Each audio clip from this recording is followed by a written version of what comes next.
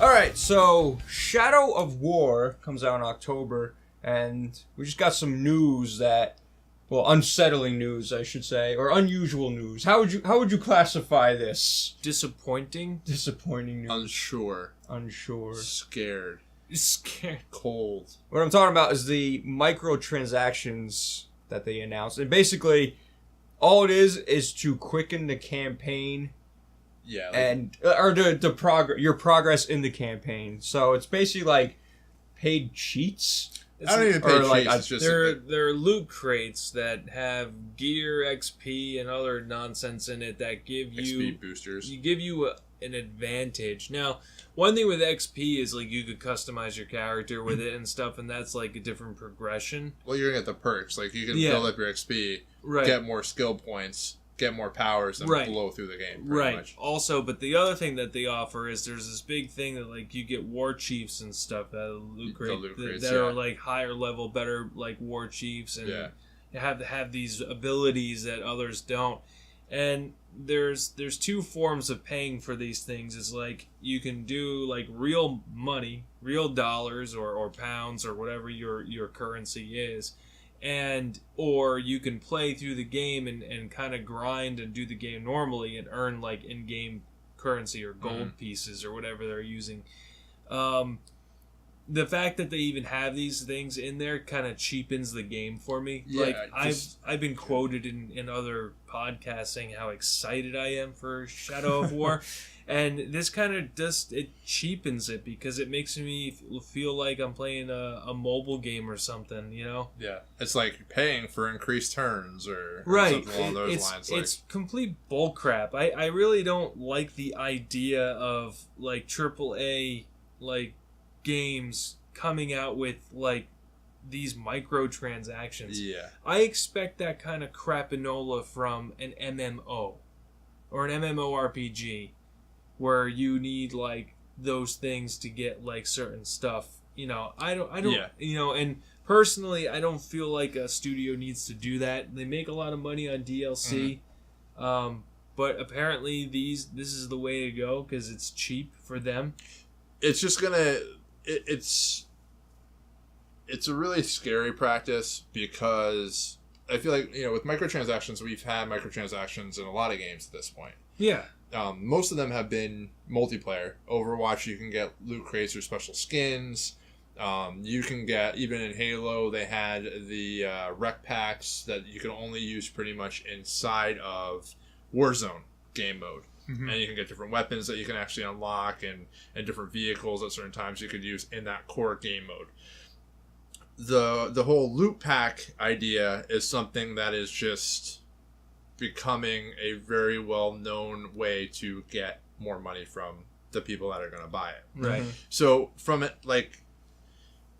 just a looks at from just looking at pretty much it's usually involving something along the lines of like the look of the character or customized skins.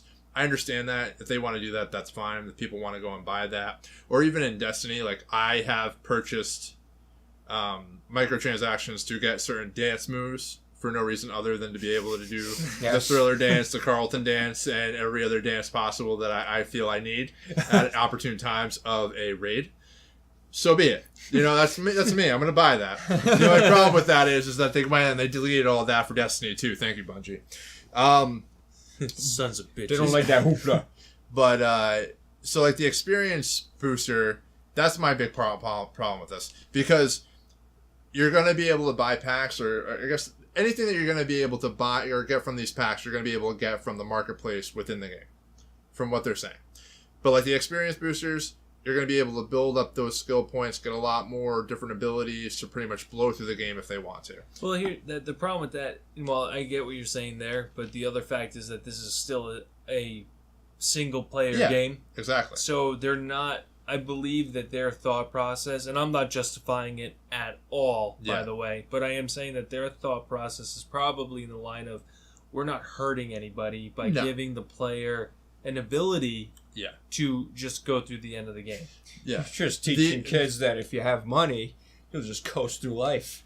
But I feel like the gray area pretty in deep, this, man. and the reason why some people are up in arms is because of the social element of it, where they're going to have your forts or Right. fortresses, whatever the case may be. Right. You're going to be able to take those high level ranking orcs, or what are they called? Orcs? They're orcs, yeah.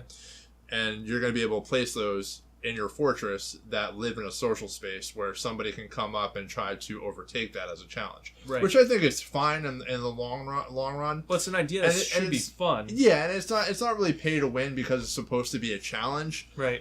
It's just a little bit gray in the sense that you can actually go and buy these high level, high ranking things. You know there's going to be someone out there with like all this ridiculous parent money and just be like, here's my fortress. Try and beat it. Yeah. Yeah. And he's going to be like, all right, you just see this kid. But you're gonna like this system just like.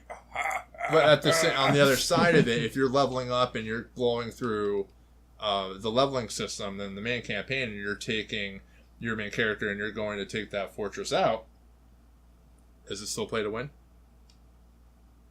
I really, it's like really weird. It's a really weird type of business strategy. I understand they're playing it from two different sides. And I understand that they're going to try and make money. The other thing about this that's weird is too is that don't they already have a season pass? Like they've already added. They're saying they're going to add more content to it. Here's the trouble. Okay, there's no reason for a game like this to have microtransactions. That's it. Yeah, that's my argument. There's no reason. I'm saying maybe with the skins, but because it's currency that you can get faster, because it's experience that you can get faster. Yeah. Like that's instant gratification. That's the one I'm questioning the most. I mean, this just makes me question the studio of what the hell are they thinking. I mean, it may not even be the studio. Stuff like that is usually it's like Warner Brothers or Activision, the publishers. They're going to be like, hey, this is how you're going to make money. But that's that's the problem. If you put out a good product and stuff, and you have the DLCs and everything, you make money on the sale of the game. Mm-hmm. I mean, I can appreciate the business model because it probably looks great, and it works because it's proven. Yeah, and the thing is that you're taking pretty much, all right, so you have, say that the game releases. Yeah. You have a large number of sales within the first 30 days is the biggest sales window for video games, new release games. Mm-hmm. Right. Now, you have those people that pay $60 up front, get the game, beat the game, never touch it again. But then you have those hardcore players that continue to go back to it, play into the social elements of it, start buying these microtransactions. Those are what these microtransactions are for. Is for those hardcore customers. So you're not only getting them to buy the game, the season pass, and now probably skins, experience boosts, or whatever packs to try and upgrade their fortress to gain ranking. I get it from that point of view, but I don't think it makes sense in this game. Like, for instance, because it's not a multiplayer game. Exactly. Like, if you had this in, like, Ghost Recon, that would make sense in Ghost Recon. Mm-hmm. It would make sense even in Rainbow Six. Well, they have microtransactions in Rainbow Six. Well, that's where it makes sense. Like, Destiny, like you said, that makes sense. Yeah. Overwatch makes sense. In a single-player game with a social element... Yeah, and a game you're supposed to play and level up and do side quests to gain the experience. Now you can just go and cut that. Yeah. What scares the crap out of me is, did they cheapen out on the story? I don't think so. And create a way for you just to fly through the grind. Like, and I get it. Grind sucks. Yeah. But if the story is rich and you can go through progressively through the story... It should be a fantastic game. Like, I loved the first one. Yeah, I played all the way through the first one too.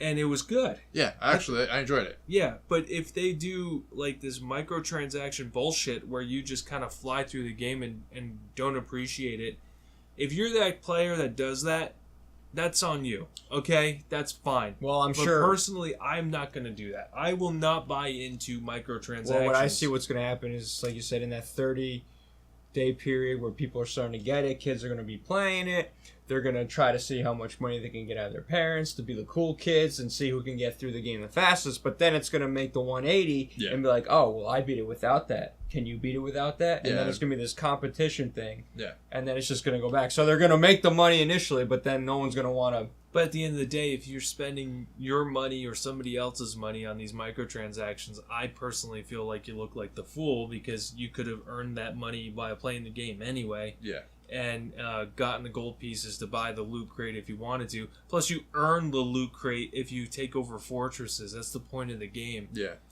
The other side of this is that the thing that I would be worried about, and it would just disgust me on so many levels, if you're playing the campaign and you get experience checked or level checked in order to try and promote one of these chests from being purchased.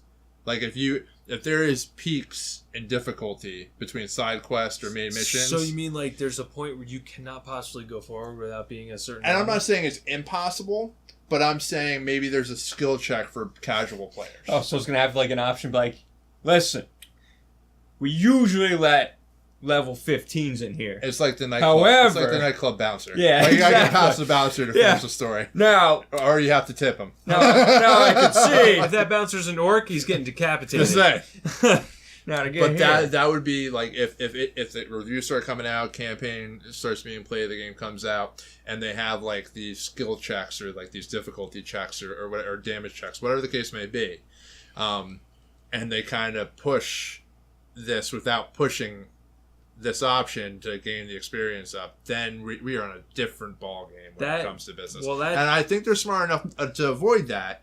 But that would be a scary reality. They might be trying to sneak it in. As soon as that's discovered, yeah, then it'll hit the street, the news. Actually, I'll be ranting about it right here on this channel about it, and you can guarantee, you bet your ass, I will be sending that game back to wherever I came from, and trading it in for something better. Yeah. You know what? Because I don't tolerate that kind of business model. That's bullshit. And like I said, I think they're smart enough to avoid something like that. But for like, it's gonna. They have to walk a fine line with doing this. And that's just the bottom line. If you eliminate the the part where the microtransaction is necessary to beat the game, then I'm fine. Yeah. Because I don't care. Like, whatever. Somebody else can spend their money. I don't care.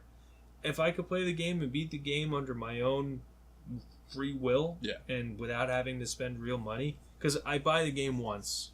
I played it to enjoy it. I don't want to buy more content in the game. Now, I've bought DLC before. Like, games I really love, I bought DLC to expand the story.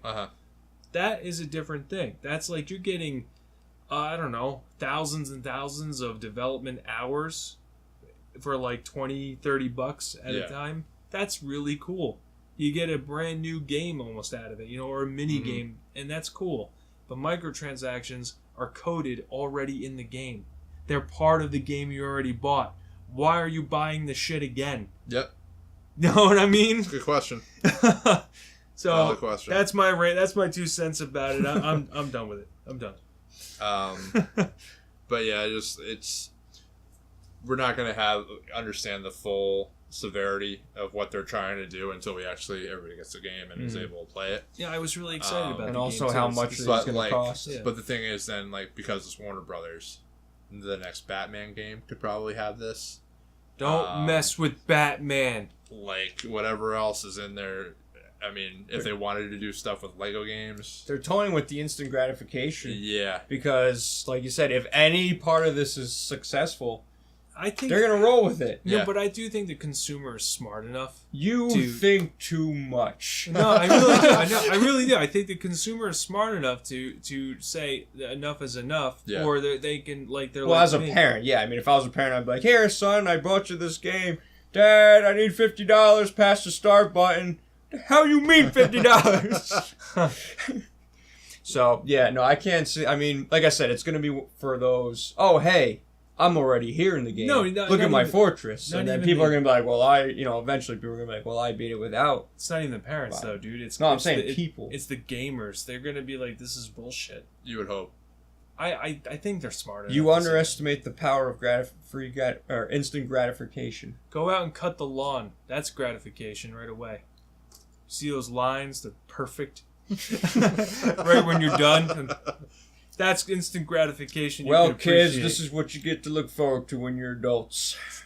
Having your kids cut the lawn for you. That's right. That's why we have kids. For allowance. So we can stop doing chores and pass them on to the kids. So we can go back to playing video games. Capitalism. That's it. And lock the door, just tell them that you're working. It's circular. It's circular. Son, I'm in the office. You don't have to bother me when I'm working. That's right. Creating content. Leave me alone. Yeah. So, but guys, what do you think about this? And the outrage. The outrage. Is it not outrage? Yeah, I mean, how do you feel? Are you the type of person that's like, nah, I'm gonna drop all this money so I can be the best of the best with honors? Some of my off the bat. Some of my friends that were interested in it are just like, no, I'm out. Like, not gonna even bother. I mean, with do you think there's so much else out coming in October? Yeah. That, like, if you're on the fence about certain games or waiting on certain games, then this might be like the final straw. I might just say, all right, well, I'll wait because I'm not. Do you think this is on the line of like? So you think this kills suicide? I don't think it kills. I think it's still going to sell really well because people are live and die like Lord of the Rings fans, right? Or just fans of the last game. So I think it's going to be fine, but it's just it does taint the cloud around this game. Well, for sure, it puts a negative light on it. It really stops becoming a game and starts looking like a business. I mean, you know what I mean? Everybody's left to make a buck. Yeah, so I mean, it's not, back in the day, you had people making Atari games because they enjoyed making video games. They like making puzzles for people. Gaming is business. Business. Look what we're doing here. I know. Developers drive really expensive cars. But, I mean, this to the point where they ask you, hey, pay this much for this game, but now pay this much for the season pass to get there. And then buy the microtransactions. There's a difference between... I shouldn't really talk because I do it with Destiny. Oh, well, I buy all the expansions. But you want to. Yeah. And there's some level of an experience boost, but it's not really an experience boost. It's like a rep boost for like certain things that you do. Do you have buyer's remorse? At any given point... Yeah, when all my dance moves went away. That's my buyer's remorse. When I could not do the thriller, that was sad. But it's not just the thriller. It's the thriller. It's the hammer dance. It's the Carlton dance. It's Hotline Bling. I'm sure I'm missing a few of them. The jump on it dance. Like, there's some really core awesome dances that they're gonna put back in this game, and I'm gonna buy them again. What happens if this comes out with dancing? I don't think that would fit in the universe. It will. Okay. Because the microtransactions allow it. You let me know when that happens, John. I'll be happy to answer that question. But guys, let us know what you think of all this crazy microtransaction nonsense in the comments down below.